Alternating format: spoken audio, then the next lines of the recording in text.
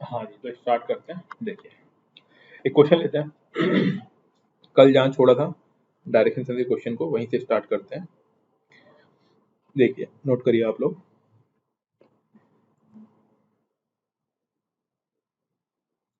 दो तीन variety question की हैं, हम लोग वन बाय वन स्टार्ट करते हैं। लिखिए, a girl was going towards west. सभी ने पढ़ा था ना कल?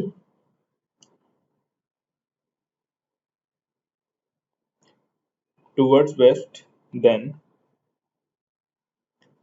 She turned left, then turned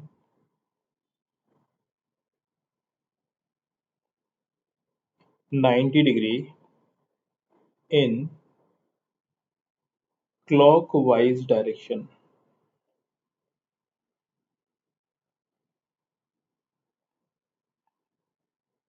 clockwise direction, तो आपको बताना है in which direction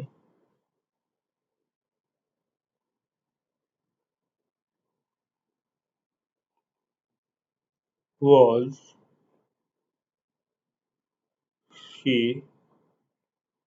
going now। अब यहाँ पे एक छोटी सी चीज मैं बताता हूँ आपको, क्लॉकवाइज क्या होता है और एंटी क्लॉकवाइज क्या होता है ना। आई होप आप लोगों को मालूम भी होगा, बट जिन लोगों को आइडिया नहीं है क्लॉकवाइज और एंटी क्लॉकवाइज का, जैसे आप लोगों ने घड़ी देखी होगी चलते हुए, है ना। तो यहाँ पे ऐसे 12 होता है, 12 के बाद 1, देन 2, 3, 4, 5, 6, 7, 8, 9, 10, 11 और 12। तो जब भी हम 1, 2, 3 इस तरीके से चलते हैं ना घड़ी के अकॉर्डिंग, तो इसे बोलते हैं क्लॉकवाइज। और उल्टा चलेंगे ना, पहले 12 फिर 11 फिर 10, तो इसे बोलेंगे एंटी क्लॉकवाइज। ठीक है, तो ये तो हमारा हो गया क्लॉकवाइज, ठीक है, और ये वाला हो गया एंटी क्लॉकवाइज। तो क्लॉकवाइज और एंटी क्लॉकवाइज में कोई समस्या किसी को? हाँ जी, क्लॉकवाइज एंड एंटी क्लॉकवाइज में कोई दिक्कत?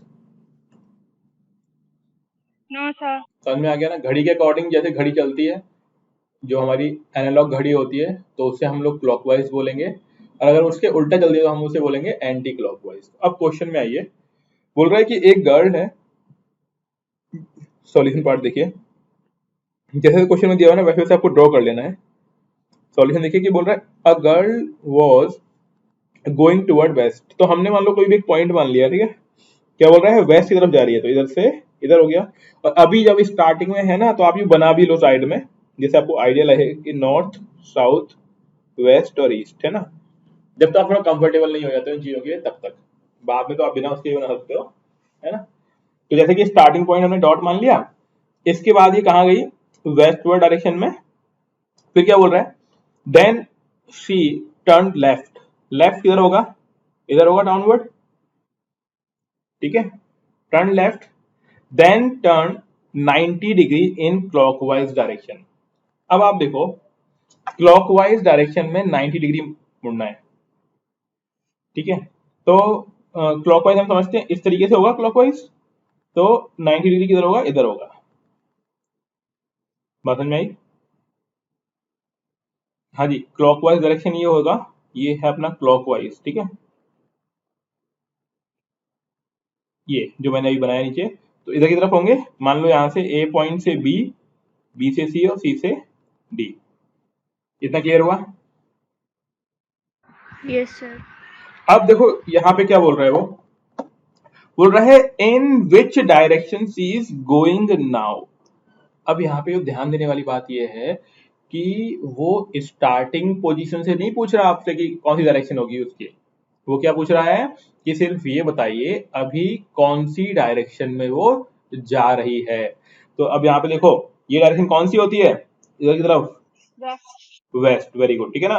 अगर वो बोलता कि स्टार्टिंग पोजीशन से बताइए हमको कि स्टार्टिंग पोजीशन से कहां पर होगा, तो हम लोग इसका आंसर कैसे निकालते हैं, हम इस स्टार्टिंग पोजीशन पर अपने डायरेक्शंस बना देते, इस तरीके से, नॉर्थ, साउथ, वेस्ट और ईस्ट, ठीक है।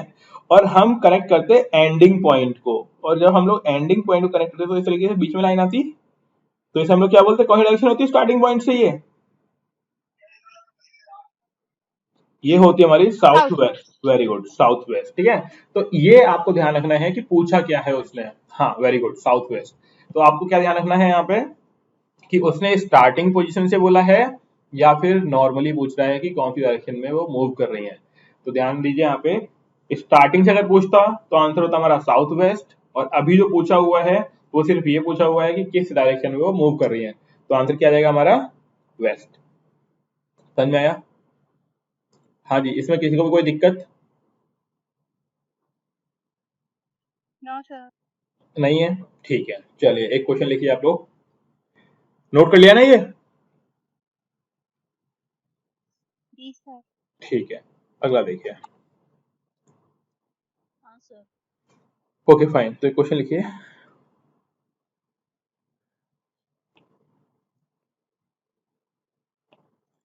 लिखिए, Ram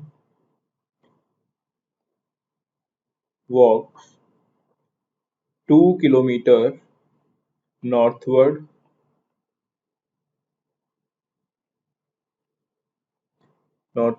and takes a left turn, walk 5 kilometer and then turn right, turns right, walk 3 kilometer and again turning right, walk 5 kilometer, in which direction,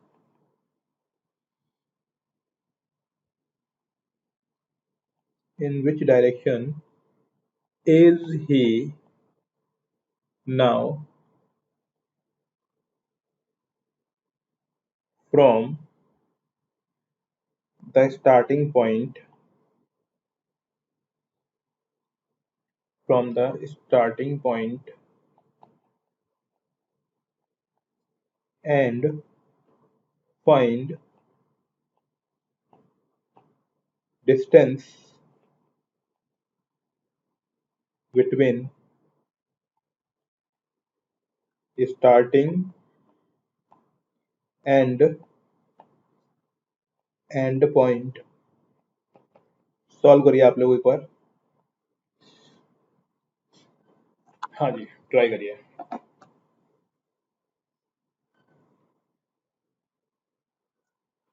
कर पाएंगे?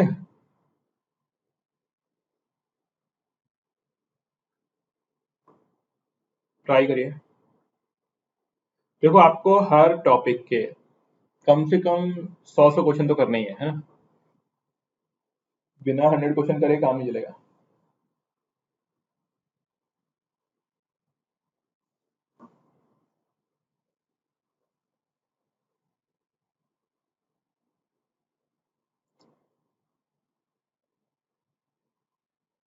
Sir 5 kilometre answer 5 north. पहले direction बताओ, north, और answer क्या है, 5 kilometre. 5 kilometre, हाँ जी। चलिए east लगता है सर। ठीक है, और निकालिए, बाकी लोग सॉल्व करिए। देखो सभी को सॉल्व करना है ना, ये तो जितना आप मेहनत करेंगे ना उतना ही सीखोगे इसके अंदर। फिर ईस्ट डायरेक्शन। ईस्ट डायरेक्शन आ रहा है, ओके। और करिए, बाकी लोग करिए।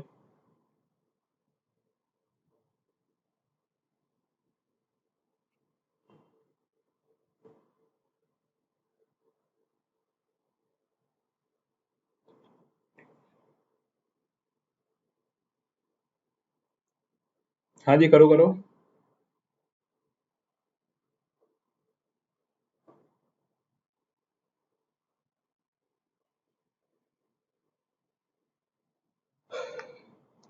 चलिए अब देखिए यहाँ पे आपने जो ट्राई किया, देखिएगा कहाँ पे किसने कौन सी गलती करी है। ठीक है, मैं सॉल्यूशन कर रहा हूँ। देखिए हम लोग कहीं से भी स्टार्ट कर सकते हैं। तो हमने सपोज ये पॉइंट मान लिया एक, क्या बोल रहा है राम, हाँ साइड में देखो, अभी पूरे तरीके से करना है आपको। साइड में आप डायरेक्शन बना लीजिए कि नॉर्थ अपवर्ड होता है, south downward, then west and east. ठीक है, अब देखिए क्या बोल रहा है राम वॉक 2 किलोमीटर नॉर्थवर्ड। तो हम ये आ गए 2 किलोमीटर, हम लिखते हुए भी चलेंगे 2 किलोमीटर। ठीक है, नॉर्थवर्ड, देन टेक लेफ्ट। तो उसने लेफ्ट ले लिया। ठीक है, हमने लेफ्ट बना दिया। कितना लेफ्ट टर्न किया और 5 किलोमीटर वॉक की। ठीक है ना, 5 किलोमीटर। ठीक है, उसके बाद टर्न राइट। राइट मतलब अपवर्ड हो गया, राइट वर्ड मूव किया और कितना किलोमीटर चल रहा है 3 किलोमीटर। देन टर्निंग राइट, फिर अगेन राइट मूव हो गया, तो देखो यहां पे आ गया और कितना किलोमीटर 5 किलोमीटर। ओके, हो गया। In which direction is he now from the starting point. तो अभी देखो ये मान लो ये A B C D E, अभी कहां पर है वो ई पे है। तो पहली बात तो हमें डायरेक्शन बतानी है। तो देखो ये स्टार्टिंग पॉइंट से पूछा है ना, तो हम वही फंडा लगाएंगे अपना जो हम लोग बेसिक समझते हैं। क्या समझते हैं हम लोग बेसिक में कि जहां पर स्टार्टिंग पॉइंट है वहां पर अपनी डायरेक्शंस बना दो। बना दी हमने, तो नॉर्थ पे आ गया डायरेक्शन में। तो एक तो चीज क्लियर होगी कि डायरेक्शन कौन सी होगी इसकी, नॉर्थ होगी। ठीक है, अब हमें बताना है कि डिस्टेंस कितनी होगी स्टार्टिंग पॉइंट से। देखो 2 किलोमीटर तो ये हो गया, और ये 3 किलोमीटर के पैरेलल होगा ये वाली चीज 3 किलोमीटर। तो 2 + 3 किलोमीटर कितना हो गया 5 किलोमीटर। ओके, तो स्टार्टिंग पॉइंट से एंडिंग पॉइंट की डिस्टेंस कितनी हो गई 5 किलोमीटर, और डायरेक्शन हमारी क्या हो गई नॉर्थ। समझ में आया, इसमें कोई दिक्कत?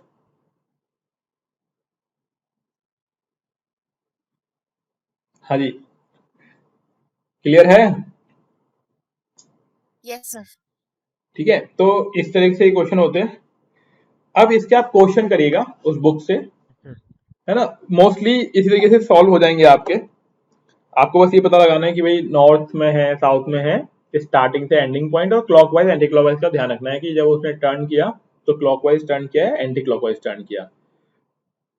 हम लोग बहुत सारे क्वेश्चन कर सकते हैं, लेकिन वही है ज्यादा क्वेश्चन आप खुद प्रैक्टिस करें तो बेटर होगा। मैं कराऊंगा फिर आप लिखेंगे तो थोड़ा टाइम ज्यादा लग सकता है हमको, तो आप करिए। और हम एक दिन सिर्फ और सिर्फ डाउट क्लास ही रखेंगे। उस दिन आप अपने डाउट भेजना, जो डाउट इन द सेंस जो क्वेश्चन आप पे नहीं हुए वो हम लोग यहाँ पे ट्राई करेंगे। ठीक है, अभी आप मार्क करते हुए चलो कि किसका क्या क्या समस्या है, कहाँ कहाँ पे समझ में नहीं आ रहा है। बाकी आप लोग प्रैक्टिस करिए। ठीक है, सर हाँ जी। सर बुक कौन सी फॉलो करनी है, एक अरिहंत की? कोई सी भी एक बुक ले लो आप, जो आपको मिल जाए ना। मतलब एक तो मैंने ग्रुप पे भेजी हुई है सी सेट की बुक है ना, बाकी जो बुक मिल जाए आपको सी सेट की कोई सी भी बुक कर लो, कोई स्पेसिफिक काम मतलब जरूरत नहीं है। आपको सिर्फ प्रैक्टिस करनी है। कॉन्सेप्ट तो हम समझ ही गए। सी सेट में मेन चीज होती है कॉन्सेप्ट का समझ में आना, और एक बार अगर कॉन्सेप्ट समझ में आ गया है ना, फिर बस आपको प्रैक्टिस करनी है। और प्रैक्टिस के लिए कोई सी भी बुक ले लो, कोई स्पेसिफिक बुक की रिक्वायरमेंट नहीं है, जो बुक आपके पास अवेलेबल हो। और एक बुक हमने डाली हुई है ग्रुप पर, अपने टेलीग्राम ग्रुप पर है, उसी को सॉल्व कर लो आप। कोई सी बुक आपको जो ठीक लगे। सर वो दोबारा एक बार शेयर कर देना। एक्चुअली वो टेलीग्राम में मिल जाएगा, आप उसमें जाइएगा डॉक्यूमेंट्स में, मतलब डॉक फाइल में, तो वहां पे आपको मिल जाएगा अपने आप ही। नहीं तो आप मेरे को मैसेज करना, मैं आपको भेज दूंगा दोबारा। ठीक है, नहीं मिलेगी तो। ओके, तो ये हो गया। अब हम एक नई चीज करते हैं, कैलेंडर। कैलेंडर पढ़ा है कभी आप लोगों में से किसी ने? Yes sir. पढ़ा है, बताओ क्या होता है। उसमें सर और डेज निकालने होते हैं।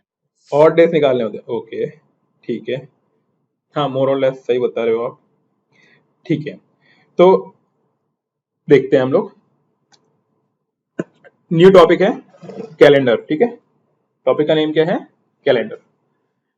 देखिए आप जिन्होंने भी पढ़ा होगा ना, हो सकता है अलग तरीके से पढ़ा हो, है ना, हर किसी का अपना अपना तरीका हो सकता है।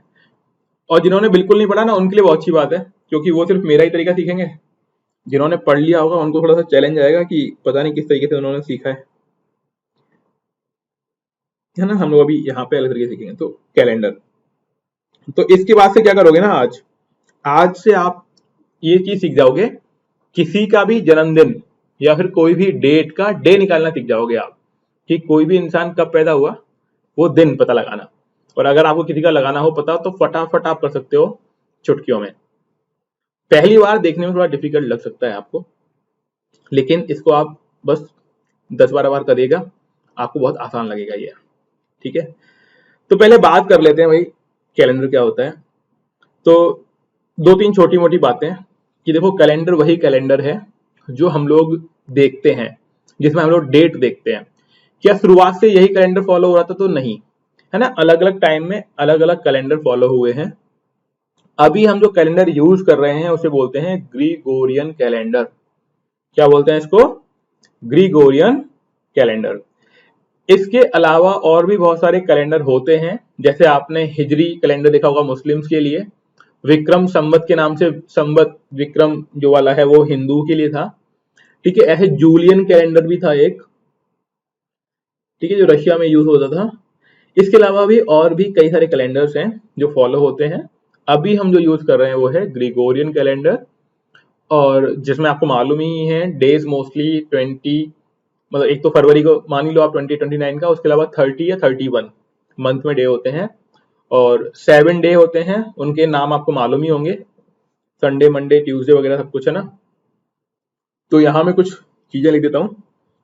पहली चीज देखिए आप, नॉर्मल ईयर। नॉर्मल ईयर से आप लोग क्या समझते हैं? जो लीप ईयर नहीं होगा।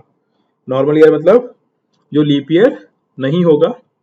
नॉर्मल ईयर में जो डे होते हैं वो होते हैं 365 डेज, ठीक है, इन अ ईयर, लिखते हुए जाएगा, ठीक है ना। अगर यही जो ईयर है वो लीप ईयर हो गया, ठीक है, अगर ये ईयर लीप ईयर हो जाएगा, ठीक है, तो इसमें नंबर ऑफ डे कितने हो जाएंगे?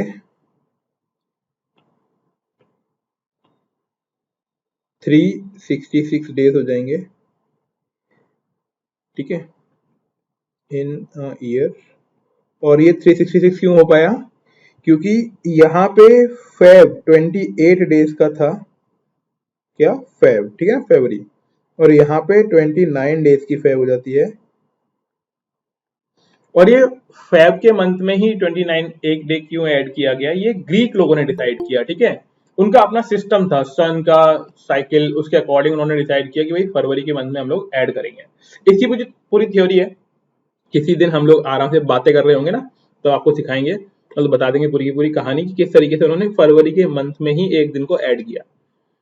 अब अगली चीज देखो, अगर हम ये, वैसे तो मेरे को डायरेक्टली भी मालूम है, नॉर्मली अगर आप सोचो कि एक साल में, यानी एक नॉर्मल ईयर में कितने नंबर ऑफ वीक होते होंगे? हाँ जी, एक नॉर्मल ईयर में 52 वीक्स होंगे, ठीक है, एंड 1 डे। और जो डे वीक में नहीं आया उसी को हम लोग क्या बोलते हैं? Odd day. तो अगर हम बात करें, एक नॉर्मल ईयर में 52 वीक होंगे और 1 डे ऑड डे होगा। ऑड डे किसे बोलते हैं? जो डे वीक में कन्वर्ट नहीं हो पा रहा है, मतलब डिवाइड बाई 7 करो आप, और जितना बच जाए रिमाइंडर, वही क्या होगा? ऑड डे होगा। कई बार समझ में आई ऑड डे का कॉन्सेप्ट क्या है? ऑड डे का मतलब ये है कि आप 7 से डिवाइड करो, रिमाइंडर जो बच गया वही आपको क्या हो जाएगा? Odd day. तो नॉर्मल ईयर में तो ये हो गया। अगर ईयर लीप ईयर है तो 52 वीक्स होंगे, ये वीक्स कर लीजिए इसको, ठीक है, एंड 2 डे ऑड डे हो जाएंगे। ये हमारे 2 डे ऑड डे हो गए। हालांकि इसका अलग से कैलकुलेशन भी होता है, वो भी मैं आपको बता दूंगा, बट अभी हम कुछ और चीज देखते हैं। यहाँ पे हम डे वाइज भी बात कर सकते हैं कि हर एक मंथ में तो ऐसे देखो, मैं आपको बेसिकली लॉजिक समझाता हूं। सपोज कोई मंथ है, उस मंथ में अगर 31 डे है तो 7 से डिवाइड करो। 7 से डिवाइड करोगे तो 7 4 से कितना होता है 28। कितना बच गया 3 डे बच गए। 31 में से 28 लेस किया तो 3 बच गया। तो जितने भी मंथ 31 डेज के होंगे उसमें 3 डे ऑड डे होंगे। कितने ऑड डे होंगे 3 ऑड डे होंगे। अगर कोई मंथ 30 डे का है तो अगेन वही 7 से डिवाइड किया 2 रिमाइंडर बचेगा, तो 2 डे ऑड डे हो गए। ठीक है। सिमिलरली अगर कोई मंथ 28 डेज का है तो 0 डे ऑड डे हो जाएगा उसमें, क्योंकि पूरा पूरा डिवीजन हो गया, कुछ बचा ही नहीं। अगर कोई मंथ 29 डेज का है तो उसमें 1 डे ऑड डे होगा। ये बात समझ में आ गई? इसमें कोई कंफ्यूजन?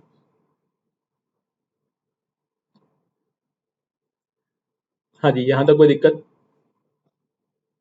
ठीक है। अब एक चीज समझ लेते हैं हम लोग कि यार लीप ईयर कैसे निकालते हैं। वैसे तो आप लोगों ने सुना ही होगा, जानते होगे आप लोग, बस मेरा काम है एक बार बताने का, तो बता देता हूं। अगर कोई ईयर नॉर्मल ईयर, ध्यान रखिएगा, नॉर्मल ईयर 4 से डिवाइड हो जाती है, यानी 4 से डिविजिबल है। डिविजिबल का मतलब होता है भाग दिया 0 बचेगा। ठीक है। जैसे क्या है, अगर मान लो मैं बोलता हूं 2024, ठीक है ना, तो मैं देता हूं डिवीजन 4 से। ठीक है। 4 5 20 एंड देन 24 आएगा, यहाँ पे 0 आएगा, 4 6 24, कट गया पूरा का पूरा। ऐसे भी सोच सकते हो, या फिर कॉन्सेप्ट दूसरा क्या है, या फिर आप सिर्फ ये देखो, 4 का डिविजिबिलिटी का रूल ये होता है कि अगर किसी के लास्ट 2 डिजिट में, जैसे 2024 है ना, तो लास्ट 2 डिजिट में अगर 4 से डिवीजन होगा तो पूरे से डिवाइड हो जाएगा। तो हमें क्या करना है, लास्ट 2 डिजिट देखने हैं, अगर 4 से डिवाइड हो गया तो वो क्या हो जाएगा, लीप ईयर हो जाएगा। ये बात समझ में आ गई? तो 24 डिविजिबल है 4 से, इट इज लीप ईयर। एक चीज तो ये होती है। दूसरा, अगर सेंचुरी ईयर हो, सेंचुरी ईयर मतलब जैसे 2000, 1800, 1900, ठीक है, या फिर 2000, ऐसे कुछ, मतलब 200 2000 इस तरीके से। तो देखो यहाँ तो 0 0 आ रहा है, और 0 0 का मतलब तो हो गया भैया हर बार डिवीजन हो जाएगा। तो यहाँ पे हमें ध्यान रखना है भाई कि यहाँ पे 4 से नहीं, यहाँ पे हमें डिवाइड करना है 400 से। किससे डिवाइड करोगे, 400 से। तो ध्यान रखना, सेंचुरी ईयर में डिवाइड करते हैं किससे, 400 से। नॉर्मल ईयर होगा तो डिवाइड करेंगे 4 से। इतना क्लियर हुआ? Yes, ठीक है। sir. और वो कॉमन सी चीज, तो 12 Yes, sir. 12 महीने होते हैं, 7 दिन होते हैं, तो सब लोग जानते ही होंगे ना, उसमें तो कोई कंफ्यूजन नहीं है किसी को। तो ये तो हमारी होगी बेसिक इन्फॉर्मेशन। अब जो इसकी ट्रिक है, ठीक है, हम लोग ट्रिक से बात करेंगे। तो पहले ट्रिक सीख लेंगे, और पहले बस ध्यान से देखना है। अगर आप वो ट्रिक सीख गए तो बहुत आसान काम है, और वो सीख ही जाओगे, है ना। एक दो बार देखोगे उसको आसानी से, सुकून से, तो आपको समझ में आ जाएगी चीज। तो देखिए, मैं कुछ लिख रहा हूं, आप लोग नोट करते हुए चलेंगे। पहले मैं लिखूंगा, उसके बाद में जब मैं बोलूं तब नोट करना है आप लोगों को, है ना, पहले मत करिएगा। तो देखो, पहले मंथ्स के नेम लिख रहा हूं। मंथ के नेम में पहला मंथ देखो, जनवरी होता है, जनवरी, फरवरी, मार्च, अप्रैल, मई, जून, जुलाई, अगस्त, सितंबर, अक्टूबर, नवंबर और दिसंबर। ठीक है। ये मैंने शॉर्ट में लिख दिया है ना, बोल तो दिया ही है मैंने साथ में, आपको मालूम चली गया होगा। इनके लिए जो कोड होगा ना, एक कोड है जो आपको लर्न करना है ना, सिंपली। तो पहले हम बात कर रहे हैं नॉर्मल ईयर की, ठीक है ना, एन फॉर नॉर्मल ईयर, ठीक है ना। इसके लिए कोड आएगा 144025, ठीक है, 036 146। अभी याद कैसे होगा, है ना। पहली बात तो है, याद होगा बार बार पढ़कर। दूसरी चीज समझने के पॉइंट ऑफ व्यू से समझो यार कि पहले दिया हुआ है 12 का स्क्वायर 144, फिर दे जीरो है, फिर है 5 का स्क्वायर 25, फिर है जीरो, और फिर है 6 का स्क्वायर 36, देन 146। ये कोड आपको दो चार बार पढ़ोगे याद हो जाएगा, है ना, जैसे मेरे को याद है ना, बिना देखे लिख रहा हूं मैं। तो यहाँ पे देखिएगा 1440250361146। अगला चीज, अगर लीप ईयर होता तो क्या होता, एल फॉर लीप ईयर। तो कुछ खास चेंज नहीं होगा, सिर्फ जनवरी और फरवरी के महीने का जो कोड है ना, उसमें से 1 माइनस कर दो, तो क्या बचा, 0 3 4 0 2 5 0 3 6 1 4 6। ठीक है, ये हो गया, बस इतना हो गया। इसके बाद अगली चीज देखो, हम बात करते हैं डे। डे कौन कौन से होते हैं हमारे पास, Sunday, Monday, Tuesday, Wednesday, Thursday, Friday और सैटरडे। ठीक है, अब इनके लिए भी एक चीज दी हुई है, जैसे संडे के लिए होगा 1 2 3 4 5 6 7 एंड 0, क्योंकि 7 ही दिन होते हैं, तो 7 और 0 ये हो गए हमारे डे के कोड। ठीक है, Sunday, Monday, Tuesday, Wednesday, Thursday, Friday और सैटरडे। अभी आपको समझ में आ जाएगा, है ना, घबराने की जरूरत बिल्कुल भी नहीं है, बस आप देख चलिए।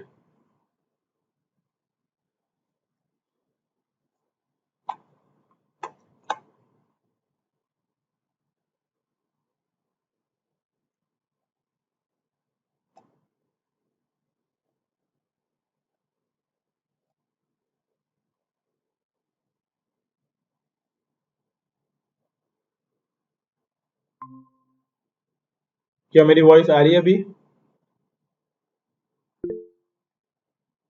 हाँ, नो वॉइस अभी आ गई होगी, है ना, अभी आ गई होगी ना। Yes sir. हाँ, कहाँ से आवाज चली गई थी, लास्ट क्या सुनाई पड़ा था आप लोगों को? ये संडे मंडे बता दिया मैंने आपको, सैटरडे का 7 और 0। यस सर, यहीं से कटी थी।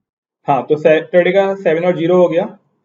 ठीक है, मैं ये बोल रहा था आपको कि अभी पहली बार में डिफिकल्ट लगेगा, बट फिर आपको बहुत आसान लगेगा। बस एक चीज और है, वो और देख लीजिए। अगर ईयर जो गिवन हमें ईयर है, वो ईयर अगर 1900 से लेके 1999 के बीच में है, तो उसके लिए आर आर फॉर रिमाइंडर ही डे होगा। ये क्या चीज है, ये समझ में आ जाएगी आपको, है ना, रिमाइंडर ही क्या होगा, डे होगा।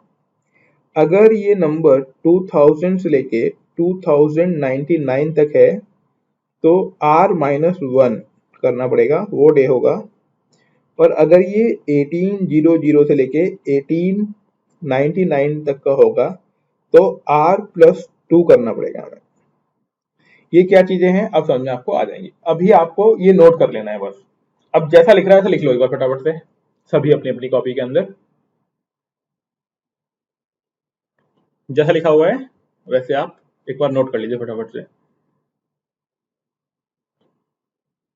इसी स्टाइल में लिखना है जैसे लिखा है मैंने।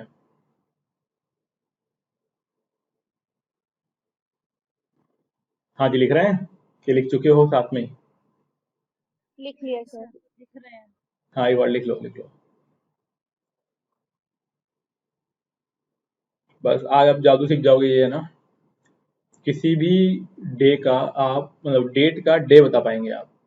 जिनको भी अपने पापा मम्मी के डेट मालूम हो और डे नहीं मालूम हो, आज मालूम पड़ जाए कि वो किस दिन, संडे मंडे यानी शनिवार रविवार कब बॉर्न हुए थे।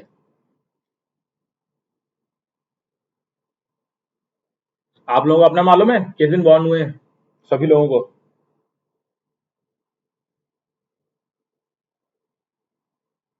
ओके, गुड, चलो अच्छी बात है। तो आज कंफर्म कर देंगे आपका। वैसे तो आप फोन से भी कर ही सकते हो, लेकिन मेहनत से सॉल्व करके आंसर निकालना बड़ी बात है।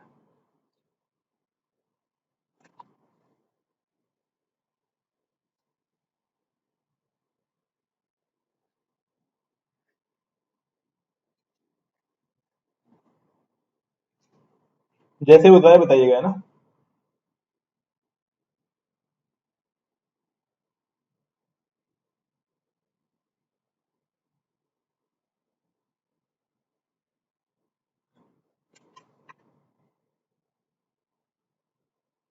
हाँ जी, हुआ।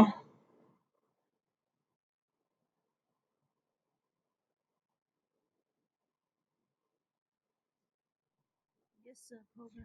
चलिए अब देखिए, अब हम स्टार्ट करते हैं सॉल्व करना।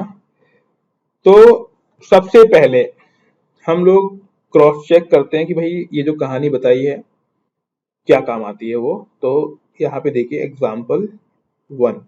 हम लोग क्रॉस चेक करने के लिए आज की ही डेट ले लेते हैं, उसके बाद जो भी डेट आप बोलेंगे हम उसका आंसर निकालेंगे। अभी क्रॉस चेक करने के लिए हम आज की देखते हैं। आज कितना डेट है? 18 अगस्त 2022। तो सबसे पहले तो आप ये चेक कर लो कि क्या ये लीप ईयर होगा। वैसे तो अगर नहीं भी करोगे तो फर्क नहीं पड़ता। क्यों फर्क नहीं पड़ता? क्योंकि लीप ईयर में सिर्फ जनवरी और फरवरी के कोड ही चेंज होते हैं, बाकी के कोड तो क्या रहते हैं, सेम रहते हैं। ठीक है, बाकी कोड तो सेम रहते हैं, सिर्फ जनवरी और फरवरी का ही डिफरेंट होता है। तो हमें इसमें ये तो परेशान होना ही नहीं है ना। बात समझ में आ रही है इतनी? Yes sir. ठीक है, देखिए तो फिर हमने सबसे पहले क्या लिखना है वो देखें आप। सबसे पहले आपको लिखना है डेट का नंबर, कि कितना नंबर है। एक सेकंड जस्ट।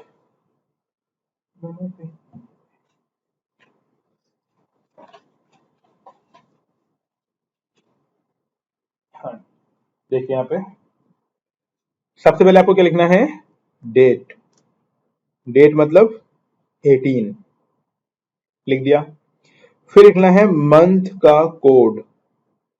मंथ कोड कितना है? मंथ का कोड देखो, अगस्त का कोड देखिए 3 दिख रहा है। Yes sir. मंथ के कोड के बाद ईयर के last 2 digit, years last 2 digit, ठीक है ना। लास्ट 2 डिजिट कितना हो गया? 22 हो गया।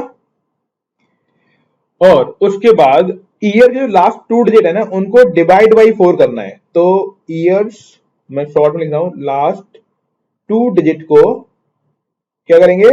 Divide by 4। और क्या चेक करना है? कितनी बार डिवीजन हुआ।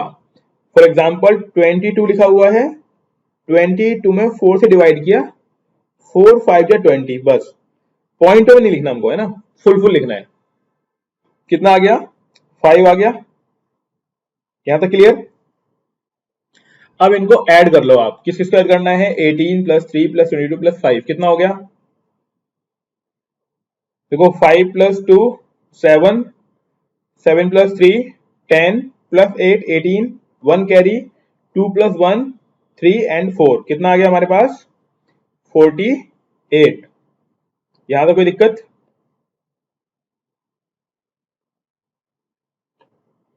हाँ जी, 48 आ गया। मैं 2-3 क्वेश्चन और भी कराऊंगा, चिंता ना करें अभी, है ना। बस एक बार देखो 48 आ गया। अब हमें क्या निकालना है? हमें 48 के बाद डे निकालना है। और एक हफ्ते में दिन कितने होते हैं? 7। आपको 48 को 7 से डिवाइड करना है। कितना आएगा? देखो 7 6 जा कितना होता है?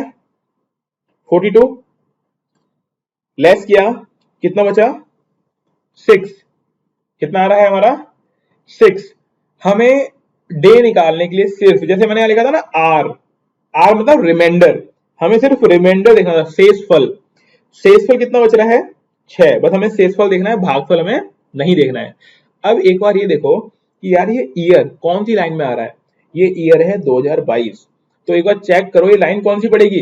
ये लाइन होगी 2000 से लेके 2099 के बीच में। तो क्या लिखा हुआ है? रिमाइंडर में से एक घटाना है। रिमाइंडर में से घटाना मतलब 6 में से 1 घटाना है, कितना बचा 5। बस अब 5 के लिए देखो डे का कौन सा कोड दिया हुआ है 5 के लिए, तो देखो यहाँ पे 5 किसके लिए लिखा हुआ है, थर्सडे के लिए दिख रहा है साइड में। हाँ जी देखा, Yes, Yes, sir. sir. No doubt थोड़ा हेक्टिक हो गया होगा, कोई दिक्कत नहीं है। अब हम आया थर्सडे आज, है ना, हो गया, तो इसको आप लिख लो 5 मतलब थर्सडे। अब मैं वो डेट आपको निकाल के दिखा देता हूं जो यूपीएससी कई बार पूछ चुका है, मतलब वो डे, और ये कई बार अलग अलग एग्जाम से पूछा जाता है। तो हमें क्या करना है, उसको पहले ही याद कर लेना है कि भैया हमें निकालना ही ना पड़े, हम देखें और उसे सॉल्व कर दें। ठीक है, देखते ही सॉल्व कर दें, हमें सॉल्व मतलब पूरा सॉल्व ना करना पड़े। वो डेट कौन कौन सी है, किसी का आइडिया है कौन सी पूछता होगा यूपीएससी बार बार?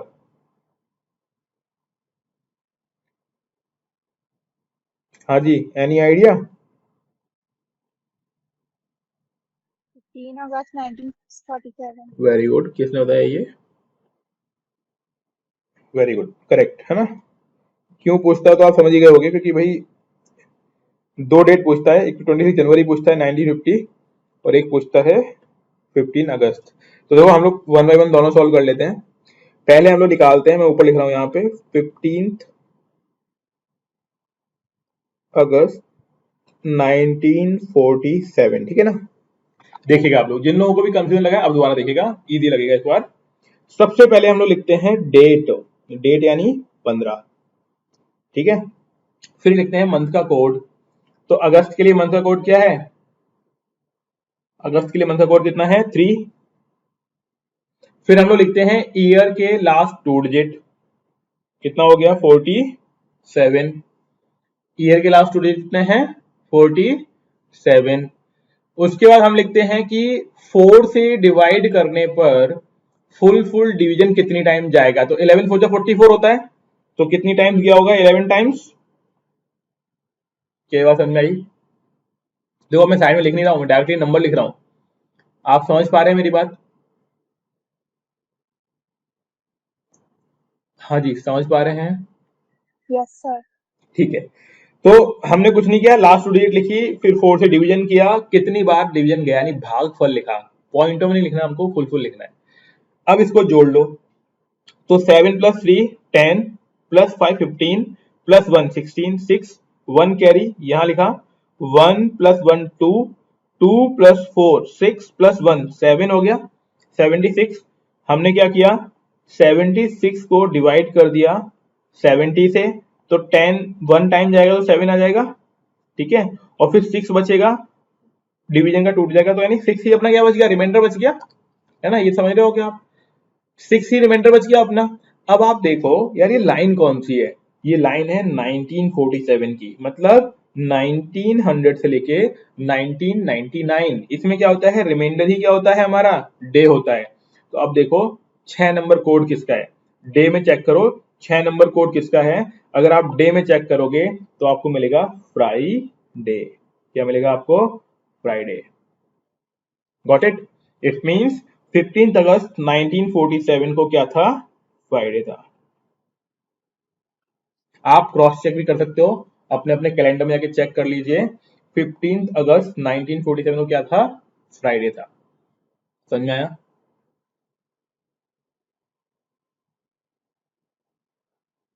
हाँ जी समझ में आया, Yes, sir. ठीक है। अगला देखिए, इसमें कोई डाउट है नोट कर लो इसको।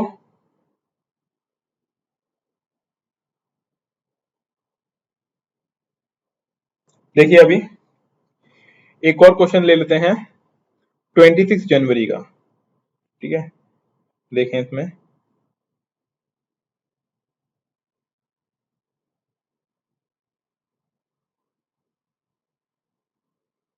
ठीक है। देखिए 26 जनवरी 1950, अगेन सेम मेथड, देखिए यहाँ पे सबसे पहले 26 लिख दिया। अब देखो जनवरी की बात हो रही है, तो हमें थोड़ा देखना पड़ेगा कि कहीं ये लीप ईयर तो नहीं है 50। तो क्या 50 लीप ईयर होगा? नहीं, क्योंकि डिवीजन फुल नहीं होगा। वेरी गुड, ठीक है। अब जनवरी का मंथ का कोड देखो तो 1 हो गया, ईयर के लास्ट के 2 डिजिट देखिए तो 50 हो गया। अब डिवाइड करना है 4 से, कितना आएगा? 12।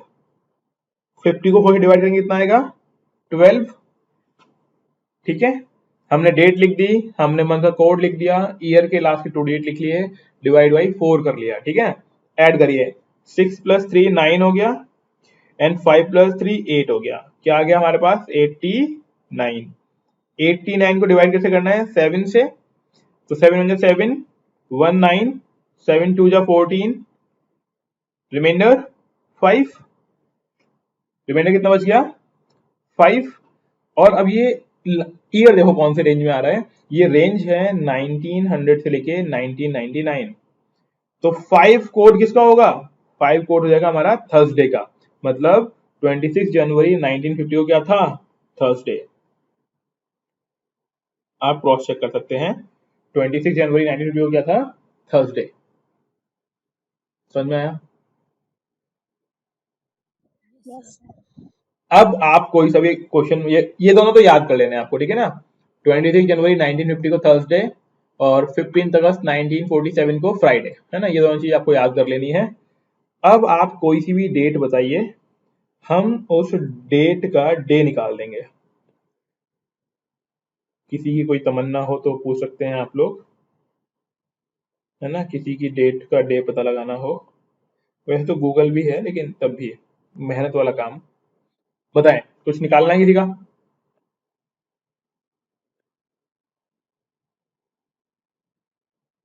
हाँ जी।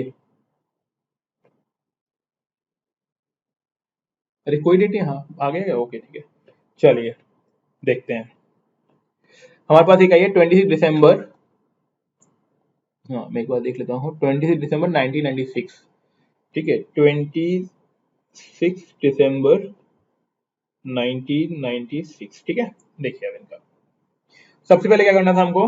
डेट लिखनी थी, 26 लिख दिया।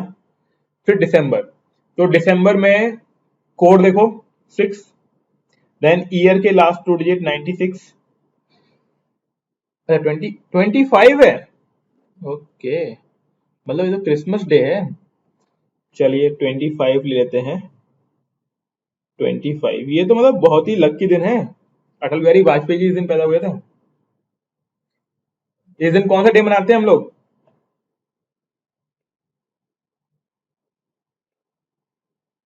मतलब क्रिसमस डे के अलावा, है किसी को आइडिया क्रिसमस के अलावा और क्या मनाते हैं?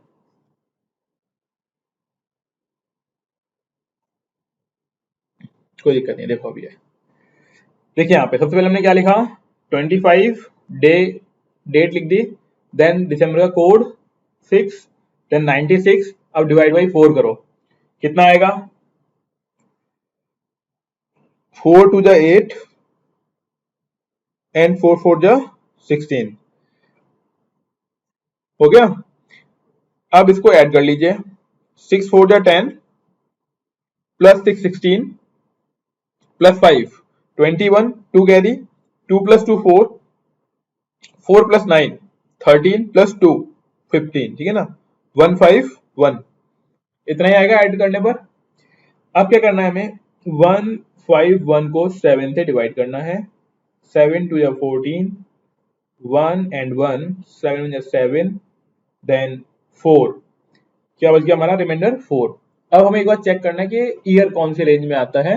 ये ईयर रेंज में आता है 1900 से 99 के बीच में, तो इसमें हमारा रिमाइंडर ही क्या होगा? डे होगा।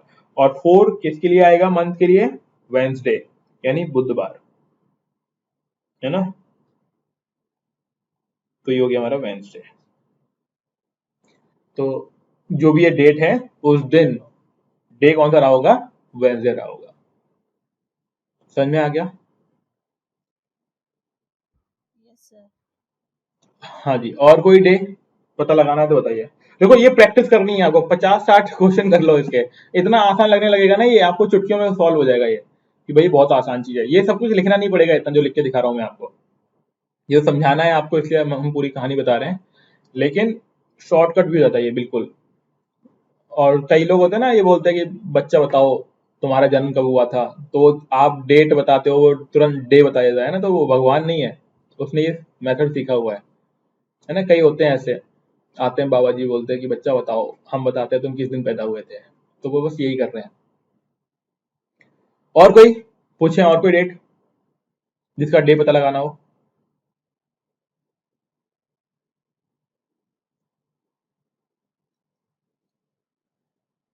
नहीं? तो अब हमें सबसे पहले इसी पे फोकस करना है ना।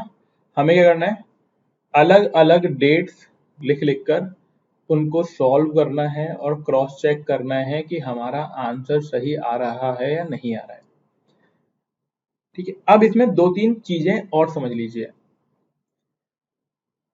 अगर कोई पूछता है, चलो मैं नॉर्मल बता देता हूं आपको, जिन जिन मंथ के कोड सेम होते हैं उनका कैलेंडर भी सेम होता है।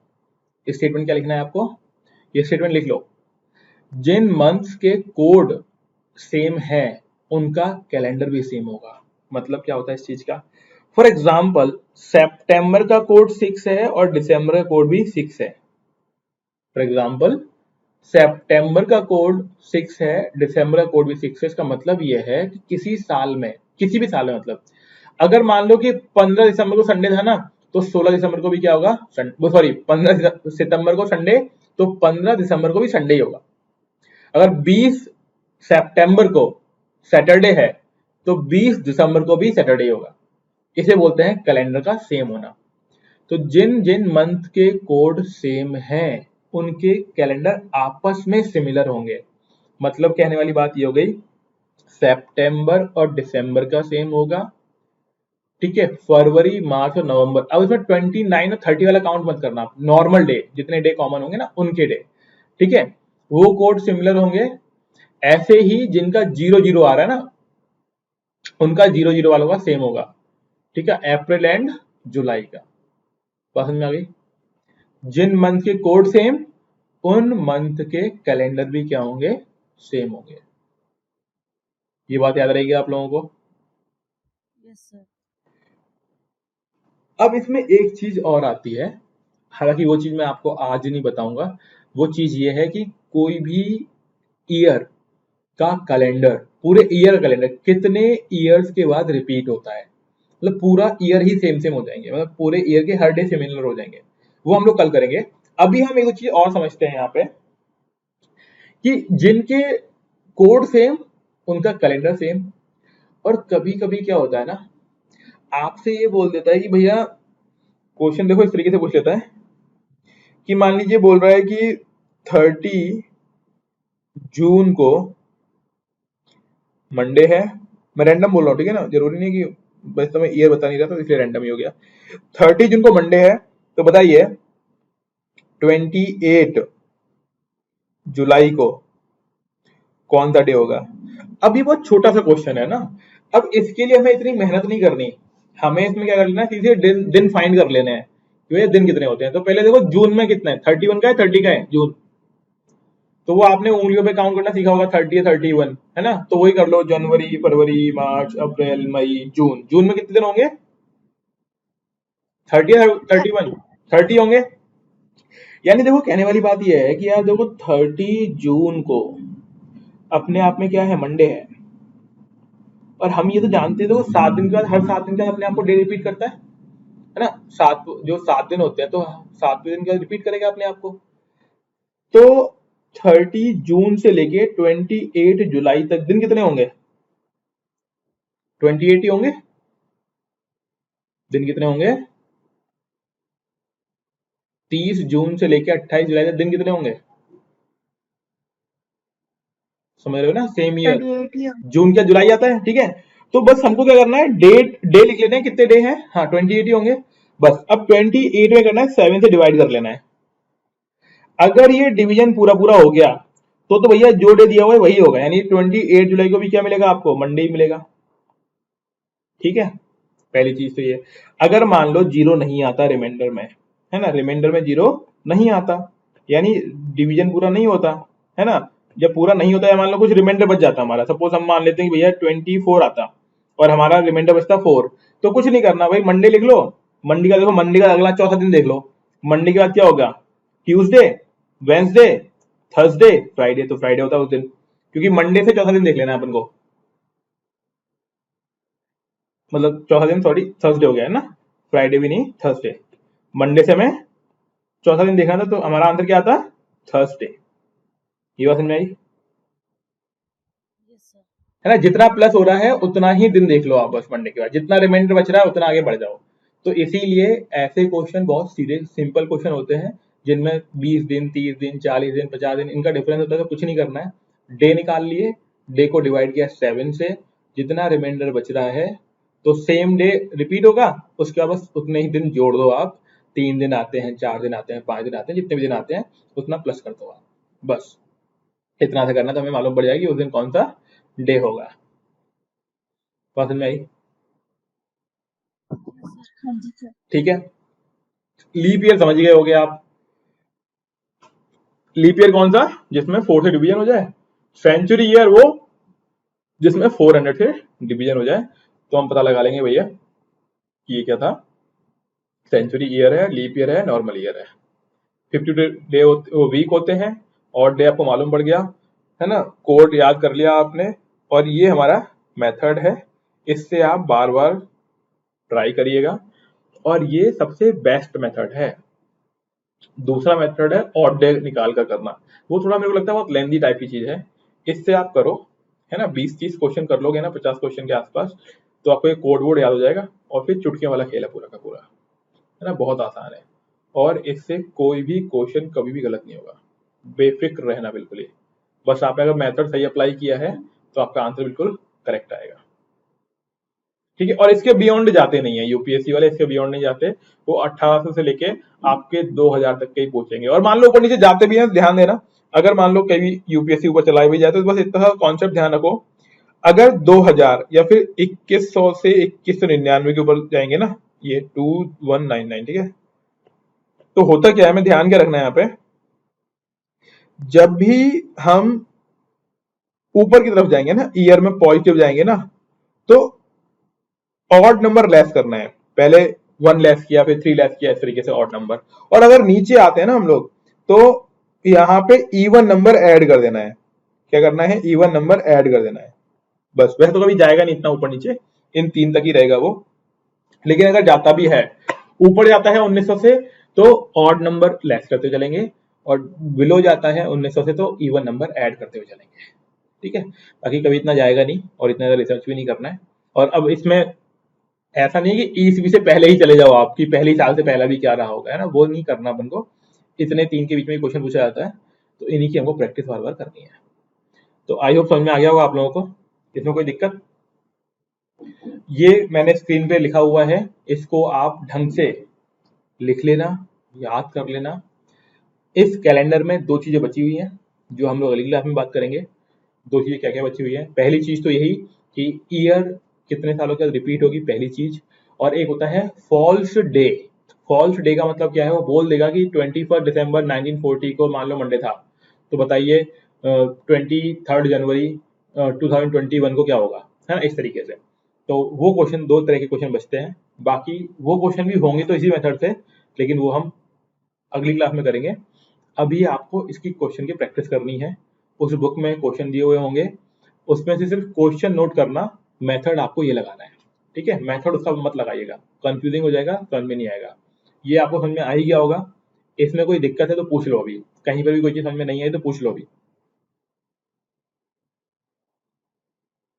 हाँ जी, बताएं।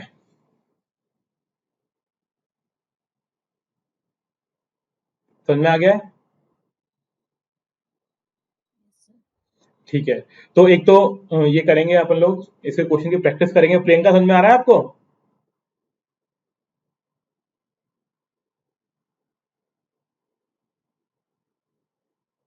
प्रियंका,